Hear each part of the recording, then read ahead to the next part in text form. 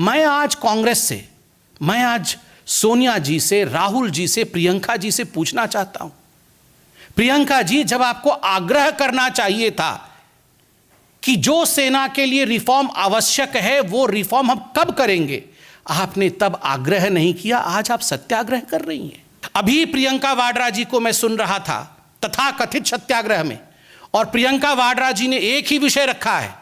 उन्होंने कहा है कि हमारा एक ही मकसद है, और मैं युवाओं से अपील करती हूं कि वो एक ही मकसद के साथ काम करें, और वो मकसद है सरकार को गिराना, सरकार को खत्म करना।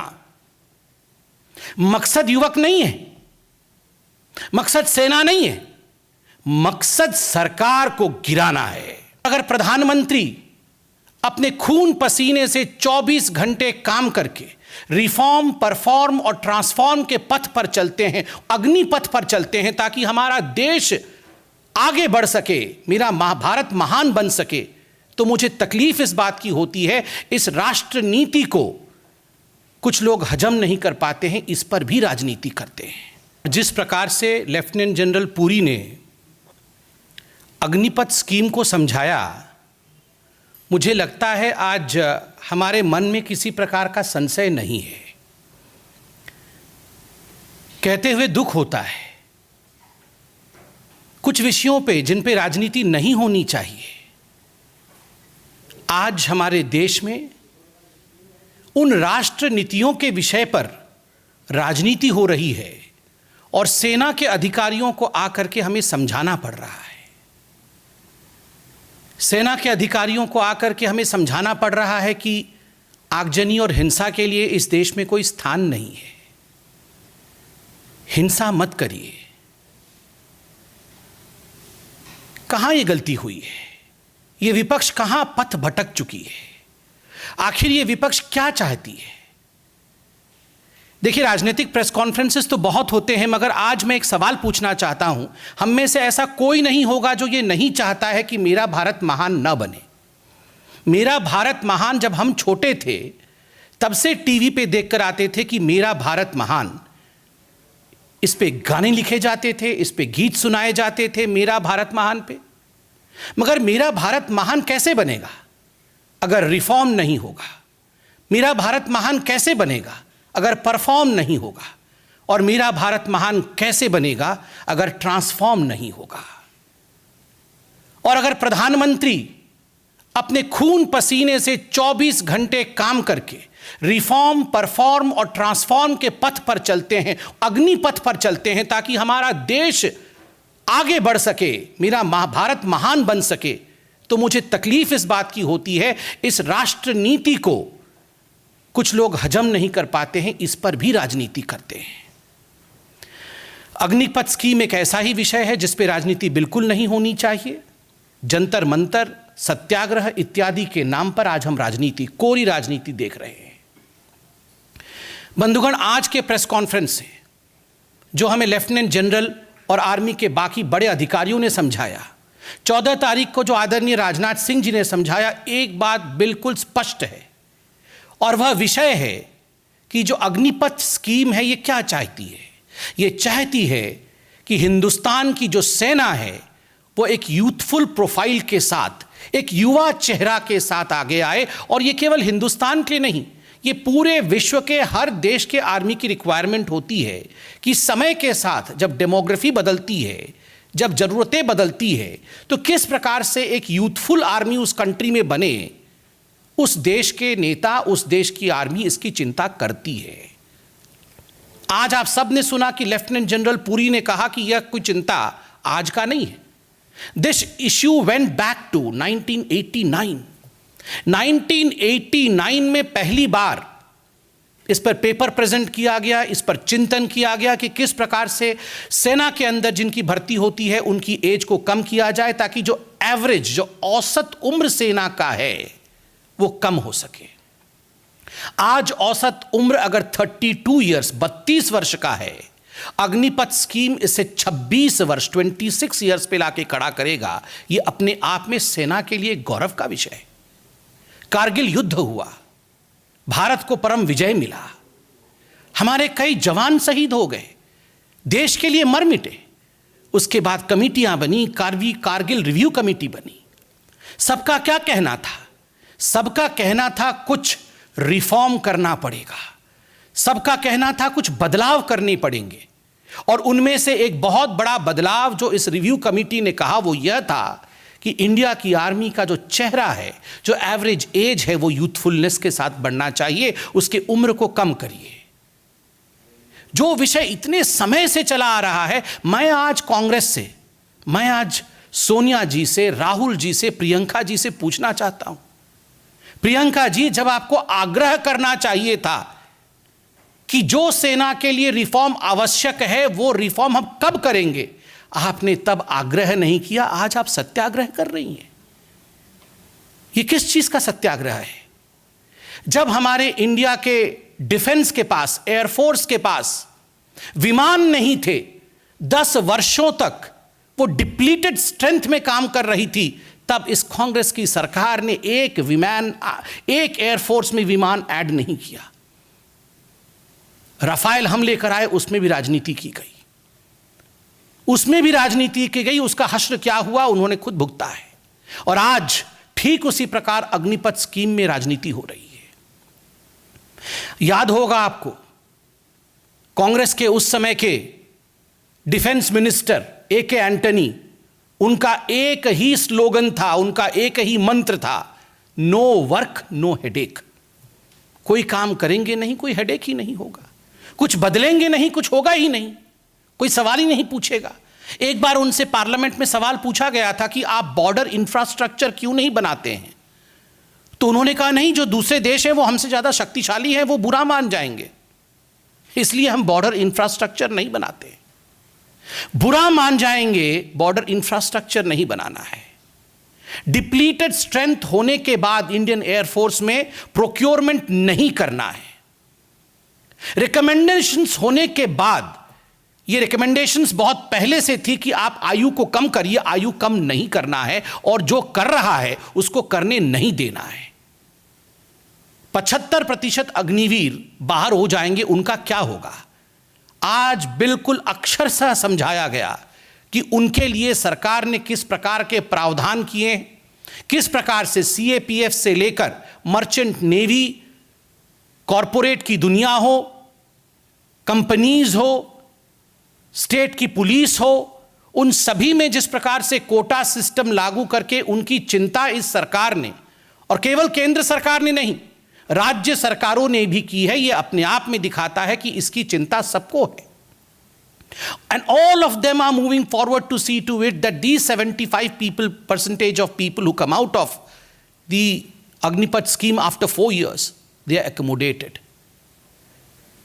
ये सब कुछ होने के बावजूद कुछ ऐसे लोग हैं जो इस प्रकार का बयान कर रहे हैं जो आज दिल को दहला देता है। दिग्विजय सिंह जी ने आज क्या कहा? दिग्विजय सिंह जी आज कह रहे हैं कि इन बच्चों को आप लेकर shoot to kill, you are teaching them shoot to kill, और 4 साल बाद जब ये shoot to kill quote unquote सीख के बाहर आएंगे तो ये देश में क्या करेंगे? इनका एक नेता राजस्थान में कह रहा है वो नक्सली बन जाएंगे। राहुल जी, प्रियंका जी, देश के युवकों पे आपको इतना भी भरोसा नहीं है? If they are train to be combat fighters, if they are trained to be in the army, they will turn naxals. आप इस देश के युवाओं के प्रति इस प्रकार की भावना रखते हैं? आपके एक और बड़े नेता हैं, एक विधायक है राजस्थान में, झारखंड में, इरफान अंसारी, उन्होंने कहा खून पे लथपथ हो जाएंगी ये सड़कें, खून से लथपथ हो जाएंगी। क्यों खून से लथपथ होंगी? क्यों खून से लथपथ होंगी? क्या हिंदुस्तान की आर्मी के लिए अच्छा काम करना ये खून से लथपथ होना है? ये किस प्रकार की धमकी है? अभी प्रियंका वाड्रा जी को मैं सुन रहा था तथाकथित सत्याग्रह में, और प्रियंका वाड्रा जी ने एक ही विषय रखा है। उन्होंने कहा है कि हमारा एक ही मकसद है, और मैं युवाओं से अपील करती हूं कि वो एक ही मकसद के साथ काम करे, और वो मकसद है सरकार को गिराना, सरकार को खत्म करना। मकसद युवक नहीं है, मकसद सेना नहीं है, मकसद सरकार को गिराना है। मकसद सरकार को खत्म, उन्होंने कहा सरकार को खत्म कर देना है। जो काम उनकी पार्टी नहीं कर पा रही है, जनता जनार्दन आज कांग्रेस के साथ खड़ी नहीं है, आज प्रियंका वाड्रा वो अपील कर रही है। ये मकसद है कांग्रेस पार्टी का, सरकार को गिराना। मुझे दुख होता है आज राजनीति कहां पहुंच गई है। आप सोच के देखिए, ये वही कांग्रेस पार्टी है और ये जो विपक्षी दलों में से कुछ विपक्षी दल अपने आवाज को बुलंद करने की चेष्टा कर रहे हैं, ये वही लोग हैं जिन्होंने एयर स्ट्राइक और सर्जिकल स्ट्राइक तक को नहीं छोड़ा था। एयर स्ट्राइक और सर्जिकल स्ट्राइक में भी इन्होंने राजनीति की थी और जिस प्रकार से मुझे याद है उस समय भी आर्मी के जवानों को, आर्मी के अफसरों को सामने आकर एक्सप्लेनेशन देना पड़ा था, उनको खुलासा करना पड़ा था कि किस प्रकार सर्जिकल स्ट्राइक एक तथ्यात्मक सत्य है, वो हुआ था, वो भ्रामक नहीं था, वो मिथ्या नहीं थी। डोकलाम जब हुआ तो राहुल गांधी चीनी टेंट के नीचे पकड़े जाते हैं और आज देश के साथ खड़े होने का नाटक रचते हैं।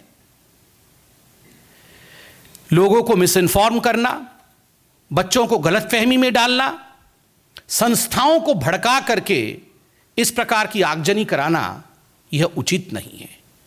हम भी नहीं चाहते हैं कि इन विषयों पर राजनीति हो। On the issues of army, on the issues of recruitment, on the issues of safety of the country, on the issues of security of this country, we should all stand together, tall as Indians, not as people from BJP, people from Congress, people from RJD or from other political parties. ये political party के नहीं, हम भारतीय हो के खड़े हो, ये हमारी इच्छा है, ये हमारी चाहत है। दिग्विजय जी, ना हमारे युवक नक्सल थे, ना हमारे युवक नक्सल बनेंगे। आज मोदी जी ने, आज हिंदुस्तान की आर्मी ने अग्निपथ के स्कीम के माध्यम से देश के सुरक्षा का बागडोर युवाओं को सौंपा है। आप सोचिए, हमारे प्रधानमंत्री, हमारी आर्मी और हमारे देश की जनता युवाओं पे कितना भरोसा करती है। आज सुरक्षा के लिए युवाओं को यह कमान दिया गया है देश का, और हम सबको विश्वास है ये जो युवक हैं, they will pass this test, they will protect their motherland. ये पूरी तरह से खड़े होकर हमारे देश की रक्षा कर पाएंगे, ठीक उसी प्रकार जैसे आर्मी, नेवी और एयरफोर्स अब तक करती आई है। आप याद करिए, जब ये प्रोटेस्ट करना इनकी आदत हो गई है। जब ये जैम ट्रिनिटी लेके मोदी जी आए थे, उस समय आधार कार्ड को लेकर किस प्रकार पूरे देश में इन्होंने प्रोटेस्ट किया था, आगजनी की थी, सुप्रीम कोर्ट तक चले गए थे कि ये नहीं होना चाहिए। अगर ये जैम ट्रिनिटी नहीं होता, ये दूरदर्शिता सरकार की नहीं होती, कोरोना के समय सभी के अकाउंट में जो 2000 रुपए गए वो जा पाते क्या? जा पाते क्या? आप खुद बताइए। आज ये जो डायरेक्ट बेनिफिट ट्रांसफर के माध्यम से करोड़ों रुपए देश के बच रहे हैं, thanks to the far-sightedness of this government when the government implemented the jam trinity. आप याद करिए, ये वैक्सीन को लेकर राजनीति करते थे।